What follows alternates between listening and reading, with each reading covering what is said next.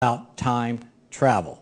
A UFO appears in 1947 with a magnetic field around it that is laced with yttrium and other items. My father left a complete list of what the craft is, how it works, and how it could be replicated again, and how it could be sent back in time again as a gift. So the technology is there. We're working on it. Doctors are working on it. These are people that feel that they are saving the world by sending this craft back. And this was their best guess. Now, hear the word guess, and don't quote this out of context, anybody that's filming it. It's a guess. It was a guess by the military that that's where they came from, that's what they wanted. Why were they clones? Because man can't travel in space, my father says. If you will notice, NASA has never tried to send a human being outside of friendly space, and they won't. Friendly space means the magnetic field around the moon and around the earth. Why didn't they just send someone out a few million miles and bring them back? Because they die instantly, and they've known this. That's why we have had this farce by NASA saying that we're going to Mars. We're not going to Mars, ladies and gentlemen. There's no way. But who we will send to Mars is robots. And the little EB, extra biological entity, was a robot. Tell you an interesting thing about that, my father says. They had 2 brains. That was in the Johns Hopkins report. Not 2 hemispheres, but 2 brains. They guessed that one of the brains was for running the entity. The second brain was laced with integrated circuits and other types of crystal electronics that we still don't understand today. And they guessed that that one sent back the information through time to see what was taking place. And until you understand the time phenomena here, or the time travel that has been kept from you, and it will be continued to be kept from you, until you understand that, and until we're educated to that point to understand it and not abuse it, then these secrets won't be given up to any of us. My wife and I sat at a table, long table, brought there under false pretenses. It had Pentagon people, it had religious people. It also had people that worked on the Philadelphia experiment there. They told us about things and about the Hopi Indians, which are very closely related to time travel, and they will tell you that. And they told us these things, and I was dumbfounded. I was amazed by it. But then the entire picture begins to open up, and you understand why the information is being kept from you. Now, you think you have a right to know. My father says, no, you do not have a right to know. And the analysis that I give it, as Phil Corso Jr. is, you've seen the movie The Matrix. You've seen the guy eating the steak, and he says, I know the steak is not real, but it tastes like a steak.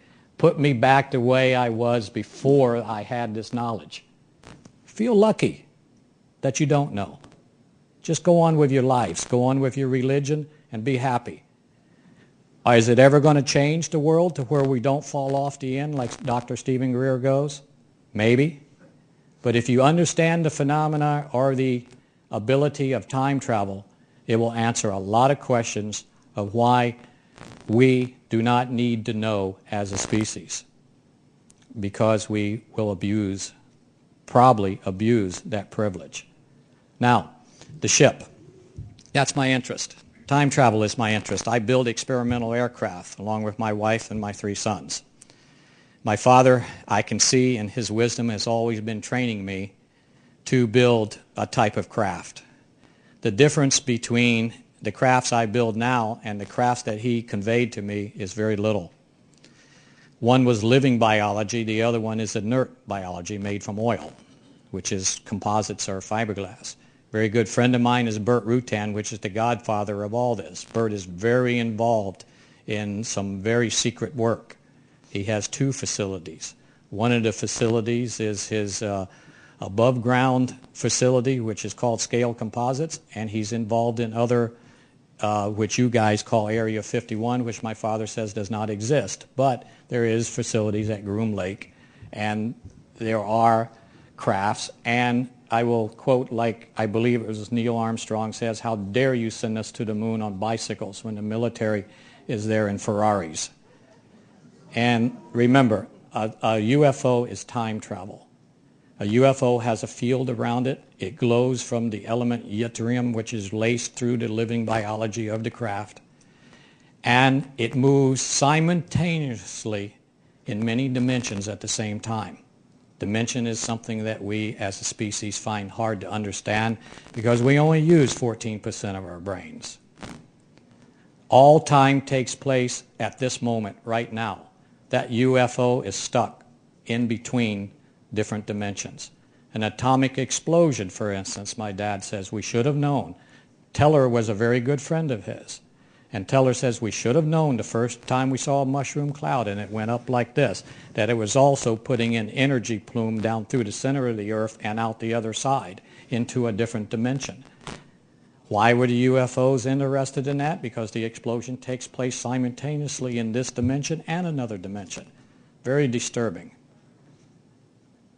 Until we know what's in my father's notes, and until I can release these things to you, and until we are educated to understand these different properties of time travel, not much is going to change.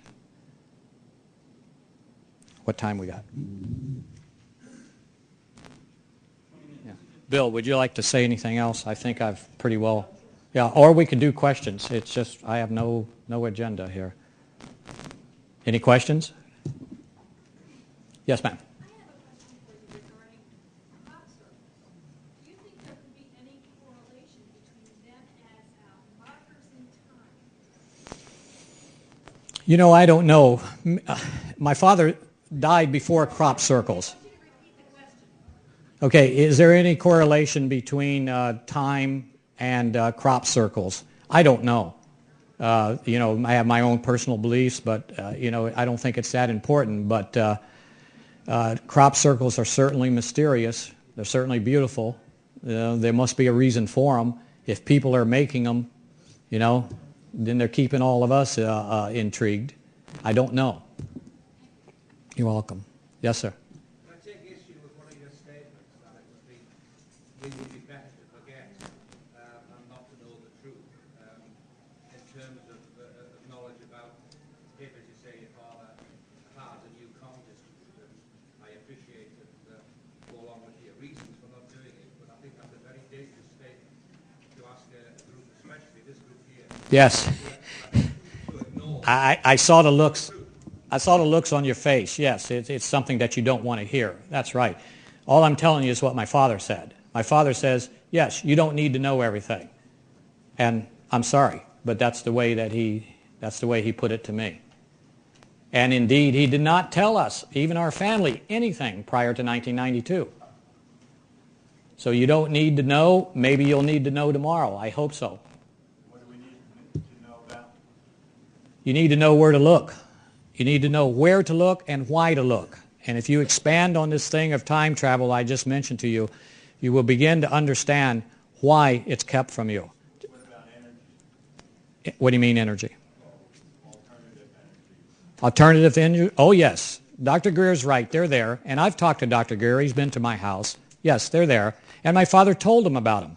He told about a small atomic unit the size of a football, this big, top of this table, that they put in Alaska and it produced so many millions of gallons of water through a reverse osmosis unit, ran by itself for 6 years, and it was just a test. And then they took it and threw it away. Why? I don't know. Do you think that we don't need to know about that? No, he told about that. They're in his notes, but I can't release these notes. I've tried. If anyone else thinks that they can help me release them, you know, God bless you. Help me. Don't you think vis-a-vis a book like Exopolitics that we're in a dangerous situation in the planet Yeah. using oil? Yeah, and for instance, let me tell you something that maybe answer that question. The integrated circuit is only part of that device that they found in the craft. There was another part. And the other part was a nanomechanical. And you've never hear science talk about this anywhere. But my dad took the John Glenn development and showed him the actual brief on it and the pictures